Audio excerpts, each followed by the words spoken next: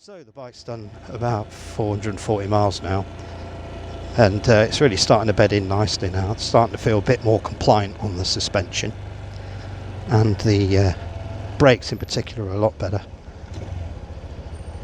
You've got some bite now, and you can use them with just two fingers like I normally do, these two. Easy enough. When I first got the bike, they were really wooden, the brakes were. They had no feel at all, they had no power. But same as all these things, take a few hundred miles and they bed in nicely. So I think we'll take a little trip to Smisby. Find a quiet lane and have a good look over the bike.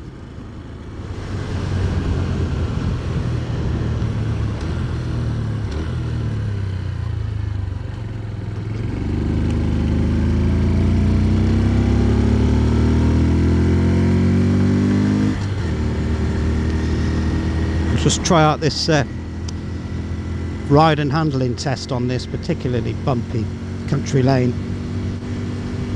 This is it's like it's got some divots and not potholes, but like just ridges across and some pretty bad bumps.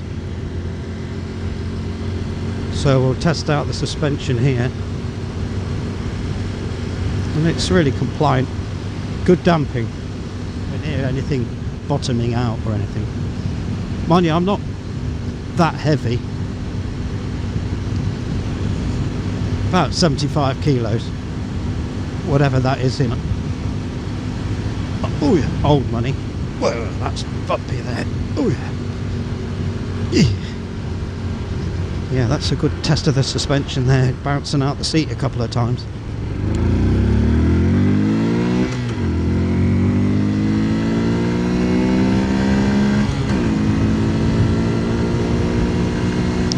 Straight up to 50.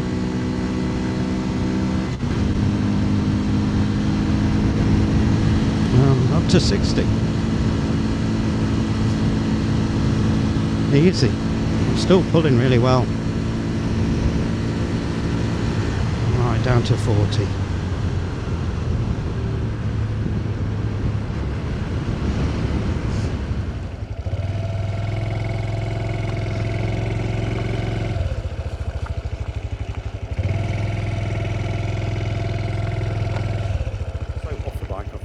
Do a quick walk around and look at some of the details. This is my 2026 Honda Cub, which I bought only about 2-3 months ago. It's done about 440 miles. It's the premium silver metallic colour, and these leg shields are called metallic sugarcane beige or something. They've got a few flies on them, but you can see they're a beautiful creamy colour. And as for the silver colour, I've never seen a picture do this bike justice, really. It's a really interesting colour. It's got a subtle pearl effect, and it's quite grey, really. But it's beautiful. Everyone always asks me about my top box, and that's a Honda SH125 top box. So it sort of matches colour-wise, it's not bad, but it's a genuine Honda box. But it's meant for Honda SH125. Now it's easily big enough to get everything in. I've got my helmet and my little bum bag and my wallet and my gloves and earplugs and all sorts in there, and it's sort of easily big enough. I think it's 38 litres. 35, 38. Really pleased with the bike overall. It's been excellent. There's lots of improvements they've made over the years. Obviously with the 2019 bike, when this was first launched, it was completely different from all the Cubs that had gone before. Loads of upgrades, things like these lovely alloy wheels, which sort of look like spokes in a way. If you look at them, they look like looks like they've got spokes when they're going along. Tubeless tyres, anti-lock brakes just on the front, reasonable sized disc, a bit more travel in the front suspension, conventional forks underneath there, and on the back, of course, alloy wheels. Attention to detail, Honda, lining up the little yellow dots with the valves, which is very nice. Still got the chain guard. If you, obviously, same as the previous bikes, you pull the little bung out and check the chain. Luckily, the actual diameter of the hole is 30mm, which is the same as what the chain is supposed to be set to. So if you flick it up and down with a screwdriver inside the hole, you know pretty much if it's okay or not. Some people on the groups have said that they've had issues with the chain from Thailand, where this bike is made, being going stretched and being poor quality. But I've done about 450 miles now. I've not adjusted it yet, but it is absolutely slathered in there with gear oil. I used EP8090 gear oil. It's the most rambling review ever, but bear with me. I love the badges, the old Honda badges, as they always used to have on the old bikes. The styling of the bike is very much like the original 1958 C100, which was the very first Cub, with this, in particular, these sort of V shapes here, and the chrome bit underneath the small headlight. Headlight's excellent. All the lights are LEDs. They're really good, even though they're quite small. They don't seem very big, but they're very bright, and they work really well. Okay, on with the features. There's one thing that everybody really doesn't like about this bike, and I'm not sure if I'm in the camp or not, is this key and this arrangement here with the way that you don't actually put the key in the bike. You have to turn the bike on and off by long pressing this button, and then it flashes red, and then the bike is off. So you press it and you can't turn it, and it's locked.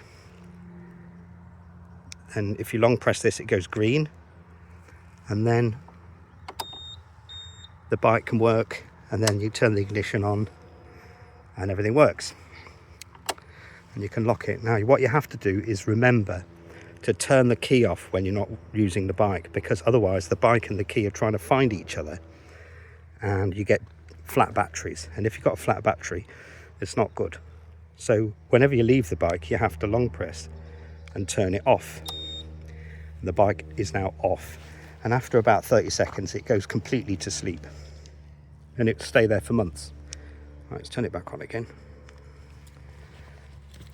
because we're going to look at the only additions I've actually made, improvements I've made to the bike. And one of those is these mirror extenders, which just take the mirror out that little bit further. These are a bit of a must actually, because as standard, when the mirrors are here and a bit lower, you really are just looking at your shoulders. It might be okay for little tiny Japanese people, but any normal person in the UK would struggle with that, the mirrors as they were. These were from AliExpress, just CNC aluminium. They weren't expensive, they're only about £8 or so. And the only other thing I've done, which apart from the top box, is if we look underneath here, we can press this little button there, we lift the seat up. That's obviously where the fuel goes in. This is a lead which is tucked in underneath there, and it's a way to charge the battery up or put some power to the battery. So if it was completely dead, then you could just, as long as you could get the seat open, which means in the winter I would have this, when the bike's parked up for months on end, I'd have this little lead just sticking out the side here, and you could always put power to the bike if you needed to. Might as well show you the LED lights working. Okay. Let's show you the LED lights working. So we turn the bike on, ignition on, and then start, and off we go. Instruments are really clear. Obviously you can't see them super well in this light, but Very simple: fuel gauge, mileage, time and speed, and then this button here goes through the different things like trip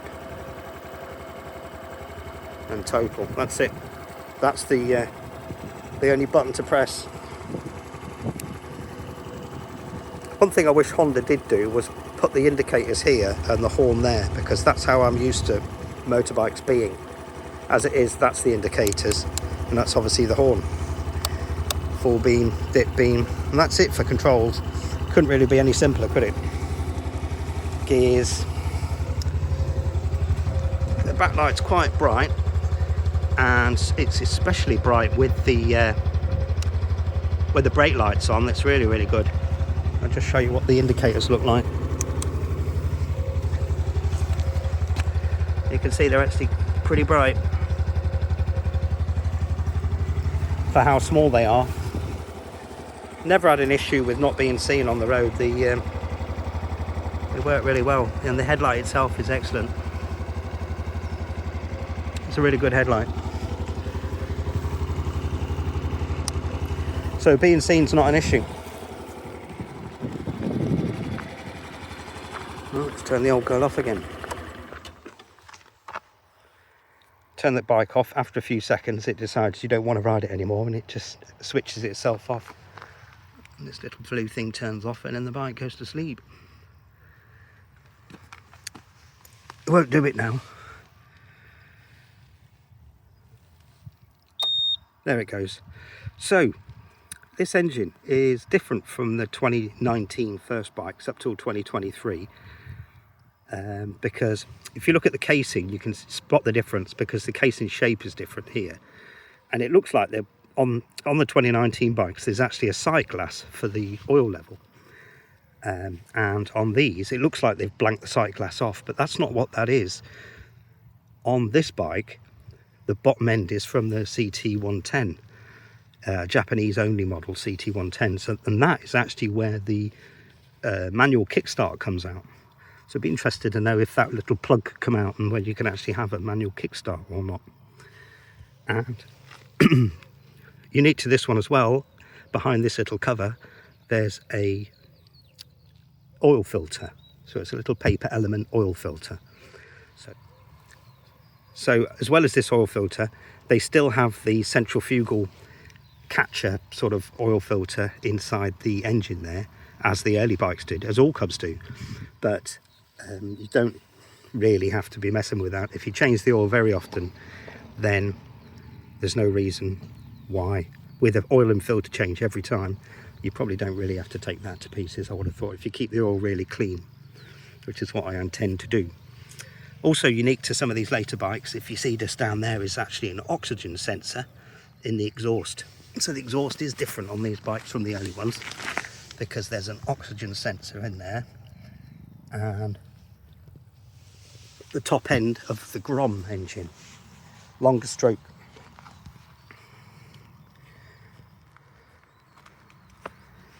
Other differences from earlier bikes is the suspension is upgraded on these models since 2023, so the shocks are definitely firmer, the front forks are firmer, they have the same amount of travel, but the damper rates and the spring rates have been increased both ends, and the bike handles and rides really nicely for someone of sort of modicum, for someone of a moderate size such as myself.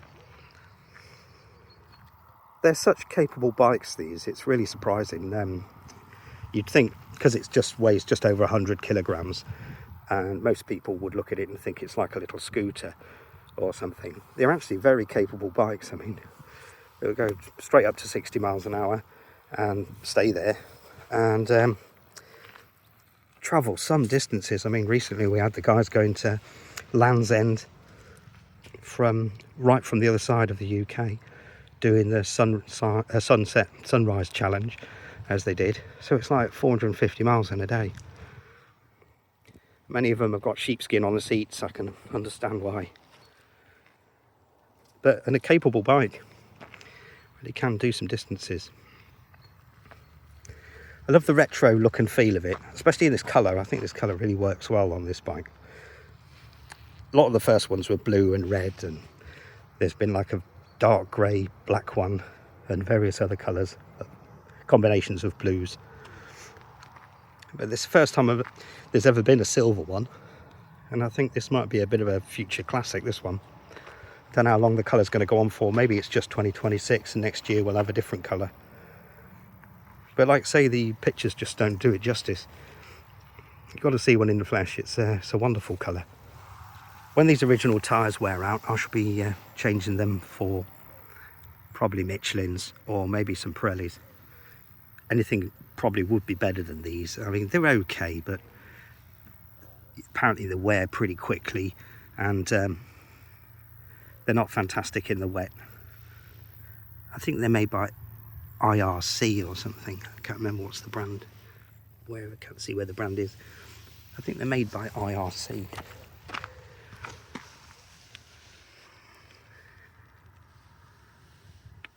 The reactions you get from other road users and from other bikers is quite interesting with the Super Cub. Everybody recognises it for what it is, because obviously it looks very much like Super Cub. Even though it's very modern, it's obviously retro style to make it look like the original bikes, along with all the leg shields and the little side covers and everything. Even though it's a thoroughly modern bike. But this bike has got such, what would you call it, heritage, and like kudos really. It's like lots of people come up to you in garages and things and say, oh, what's that? And because they recognise it as being a Cub, and they say things like, oh, my dad had one of those, or I went to work on one of those for many, many years. And I mean, I myself had a Honda C70 in the 80s, 1980s, before many of you were born. And what a great bike they were, even back then. Always were dependable, rugged, sensible transport. You could also tell that Honda really loved this bike, not only in the way it's built and its attention to detail and the way they've carried on and kept so many lovely styling cues from the very first bikes, but because of heritage of Honda. I mean, the Honda Cub basically made Honda. Honda started in 1948, and in 1958 when they first launched the first Cub, and they started selling so many of them all over the world, and we're up to 105 million now. This really is the bike that made Honda. Okay, so we'll leave it there for the review and points of interest. What have I missed out? Oh yeah, fuel tank is absolutely daft. 3.7 litres, just not enough. I don't think it's enough. I mean, they could have made this bit slightly fatter here and you know, put a UK gallon in, which is 4.5 litres, but instead it's got a 3.7 litre tank, which is not even a US gallon. And you know, it'll do 100 miles easily between sort of fill-ups, but you just constantly filling up with petrol, really. It's what it seems to me. I've only filled it up 4 times, but it doesn't seem to go very far on a tank, really. A UK gallon would be excellent, because it does about 160 miles a gallon, this bike, so 160 miles between fill-ups would be a lot better. I don't know if they'll ever improve that in the future. It's quite tightly packaged under there. There's all sorts of modules and systems and the ABS pipes and all sorts going on underneath there, so maybe there isn't enough room for it. What else don't I like? I dressed the mirrors, so that's okay. The worry about the electrics and not starting, that's okay, because we've got a fly lead. Fuel tank's too small. What else? Can't think of anything else, really. Really pleased with it. Right, on with some more adventures. Off we go.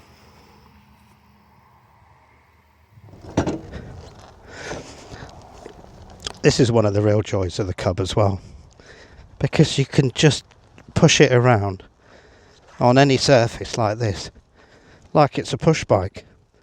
It's just so easy. There'll be lots of bikes where you'd be petrified of dropping it, doing things like that. But this is just easy.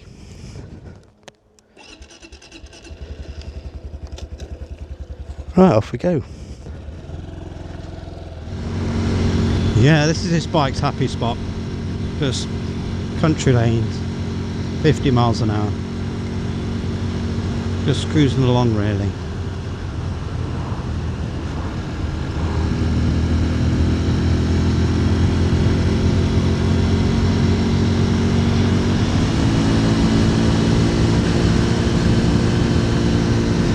$60 miles an hour, holding it uphill.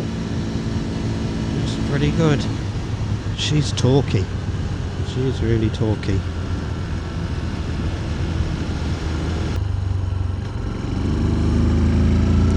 Third gear from 20. There's 30. There's 40.